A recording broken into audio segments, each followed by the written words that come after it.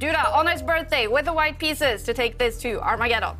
Yeah, and Duda has started with a transposition now into the English opening, the symmetrical English opening. Duda, I hope for his own sake he didn't look and analyse the previous game, because actually one move before he lost the previous game, Liem blundered and Duda could have fought his way back. He missed that opportunity, and okay, we've gone into a symmetrical position now. We've seen this position a few times on the tour so far. A trade of pawns and white's bishop coming out. A quick trade there. Very sensible play. This is the Tarash variation now. And Magnus versus Prag from yesterday, isn't it? Yeah. Same stuff. Exactly, where Prag lost with the black pieces. Magnus endorsing the white pieces in that game. Yep. And okay, a slight change. Yesterday we saw black's bishop move. And okay, white's bishop retreating. This isolated pawn in the middle of the board, it's all about that guy. That's where the battle will revolve later. So far, we haven't seen Armageddon at all this season, right? No, just we've seen a few Blitz tiebreaks between Duda and many players, including Magnus Carlsen last month in the Charity Cup. But yeah, Armageddon would be fun. Armageddon would be a lot of fun. Duda, he has to win this game to take it to Armageddon. Is this the opening he's chosen? Is it very ambitious? I think it's nearly exactly the same as the game Prag against Magnus from yesterday, where Prag actually got a bit of an advantage, but then got a bit optimistic. So they're following that same idea, this knight jump. I remember David pointed out, and we could see it happening again here. So it's yeah, I mean it's a good way to play for the win with the white pieces, right? Yeah, a slightly different move order, maybe giving black more options this time. It feels like black's got a better version of what Prag had yesterday. For example, the black bishop could enter the centre of the board right now. Duda shaking his head already. What is he unhappy about? Looks like a standard position. As you guys mentioned, the white knight can jump into the f5 square, but first it's the black knight jumping into the centre. Really nice post for it. White's knight on the edge of the board actually attacked by black's queen now, so it has to retreat. Yeah, you don't really want to move the knight back to that square. I mean, the whole point of white's manoeuvre is to move it to the more aggressive square, 2 squares forward from that. But there's clearly some issues with that, with the queen coming out. So a little bit passive, a little bit of a passive retreat from Duda, who needs to win this game. But OK, I mean, it's a blitz game. Yeah. Loads of time left, so... And also, white's advantage is not going to run away. All he has to do is just focus on neutralising the black initiative. So by advantage, I mean, take a look at black's isolated pawn in the middle of the board. It's got no friends, and that's going to be an issue. Yeah, and Liem will try and compensate for the fact that he does have this ugly isolated pawn in the centre of the board by going active. That's why the black queen has aligned herself with the white king. And, OK, Duda just shuffling his rook. It definitely feels like Duda mixed up his move order in the opening. He's basically got a typical position, just a couple of moves down. Yeah. So now, Liem, he's centralised all of black's pieces. Look at the black pieces, actually. They're all on pretty much their ultimate squares. Yeah. The question is what to do next. It's not so easy for Duda to improve either. No, I mean, I guess white would like to make some exchanges of pieces, because that would make the pawn in the middle weaker.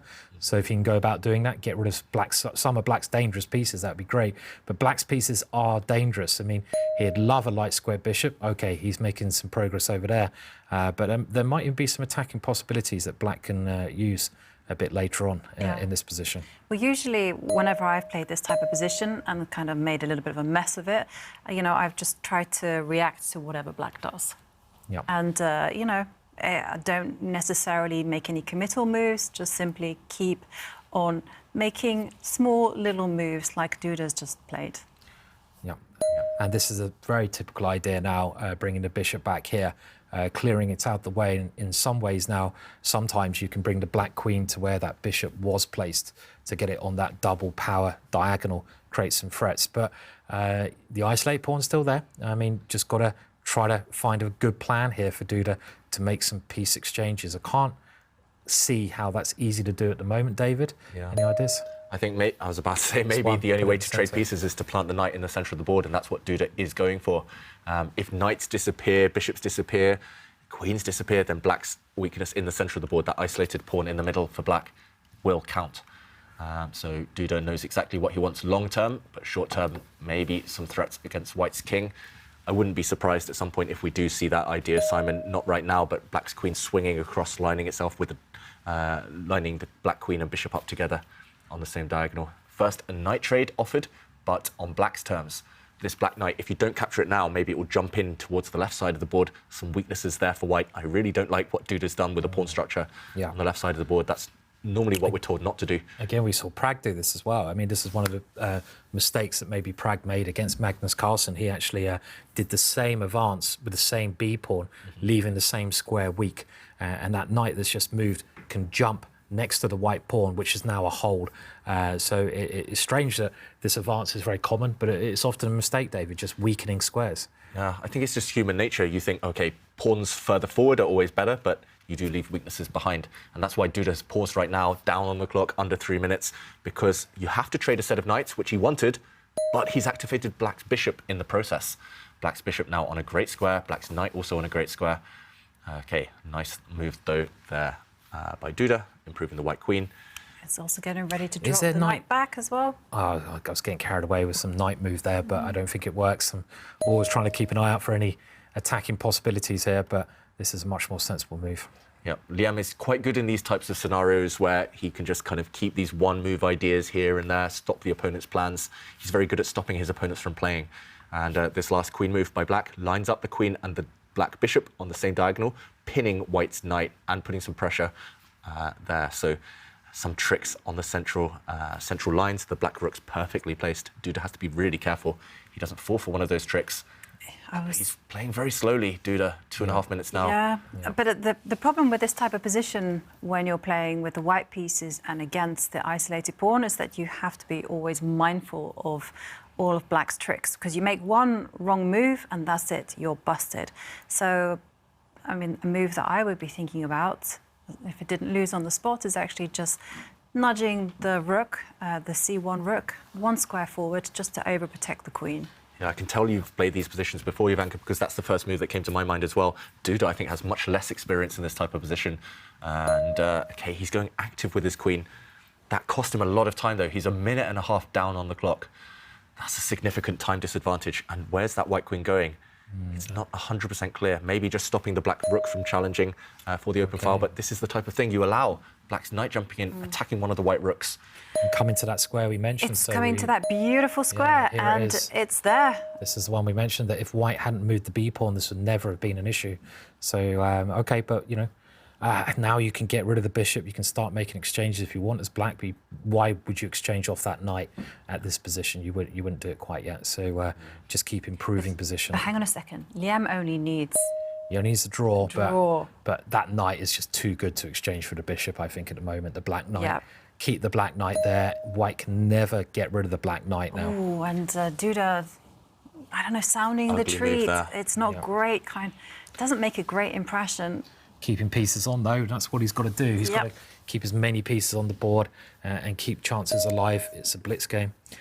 Black, I like this move. He's trying to gain some space on the king side, using the pawn next to it, next move, the H pawn, to kick the queen away, probably. So gaining space nearly always a good idea, well, unless it weakens certain squares. Yeah, and I think we're going to see that move next by Liem kicking away the white queen. Meanwhile, I'm looking at the bottom of the screen. Giri, big advantage for him right now.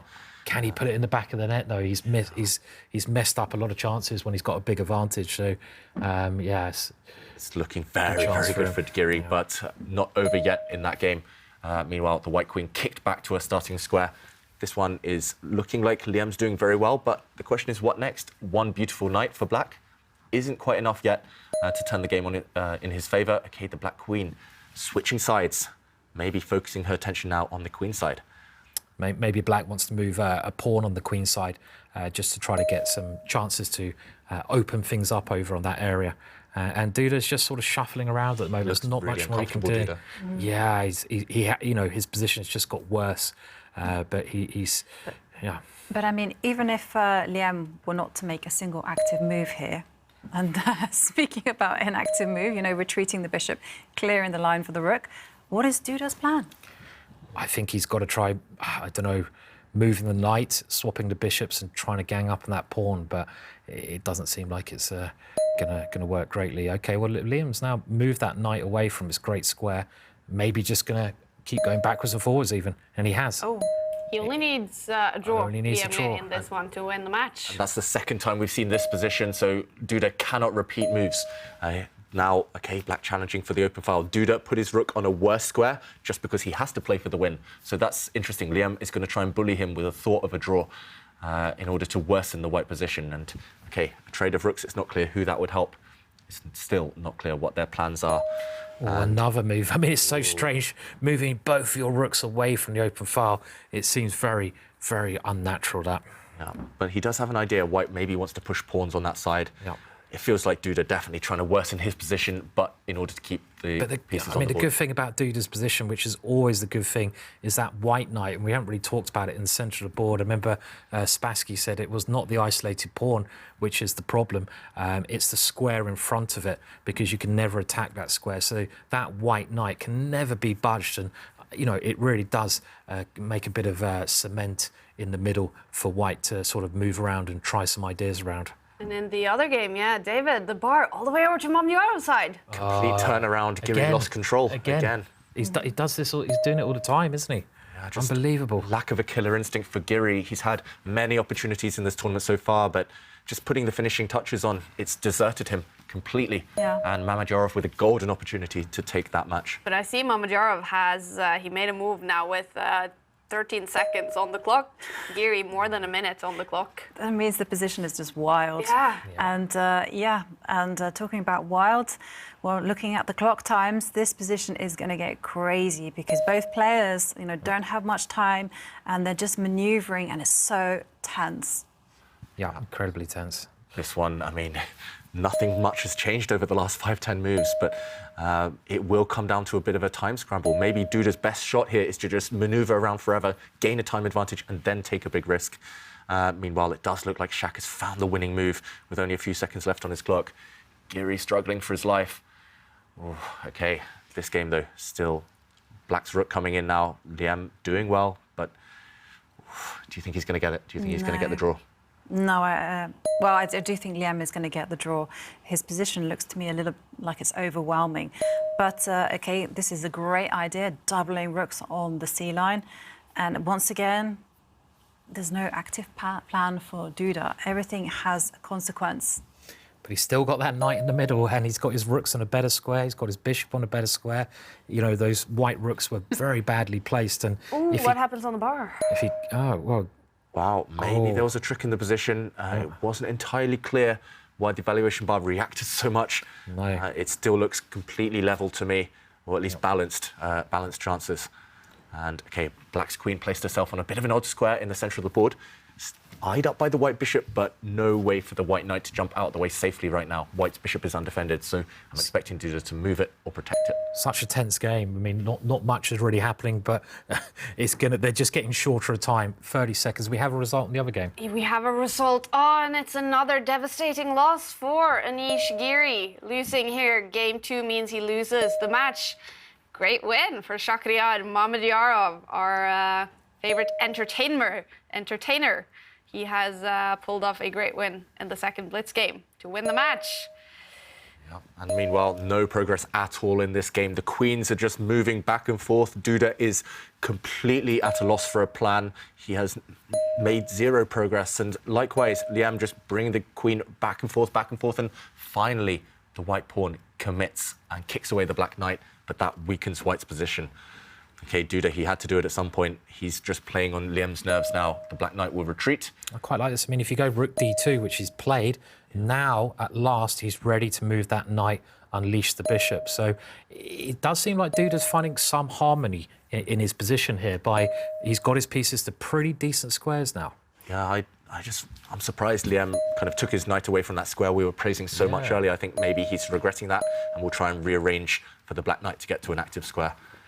Meanwhile, Duda creating a big threat. Actually, white's knight wants to jump to the f5 square, starting to create some threats against the black king. Liem has to be really careful now. This white queen just sneaky, sneakily trying to create those attacks. Both under 30 seconds. It's really, really tense now.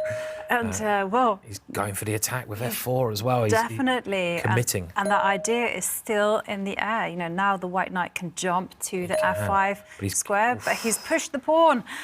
Now the fireworks starts when both sides have just over 20 seconds on the clock. The birthday boy trying to create a real attack, and Liem's trying to shut the door in his face. He's trying to force the queens off the board. If the queens disappear, black is doing OK. And we just saw a trade of pawns there. Queen trade or no queen trade? I think you have to exchange queens. I don't want to, but what else can I play here? Anything. I mean, Wow. Queen. I mean, I can. Duda, you mean? I think he had to play this, and you know, he's still got that knight, but it's just, you know, it's the same thing going on here.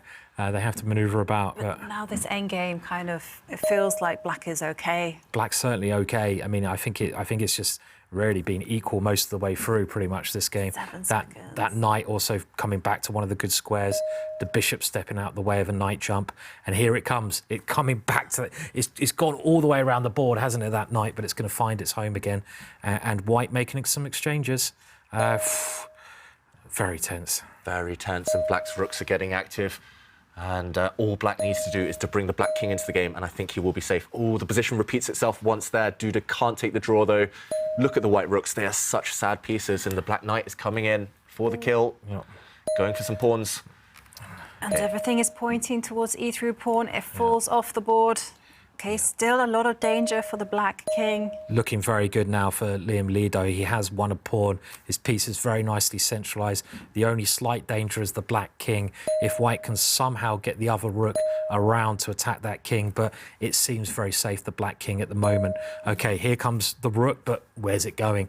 Liem Lee looking big favourite at the moment. And what's happening with Duda's clock? Okay. It looks like he had a couple of seconds left with just a small delay there, but Duda in big trouble, about to get checkmated, is he? And now there's going to be a fork. That's the end, I think. It's over for Duda. He loses the match to Liem in Blitz TieBreaks.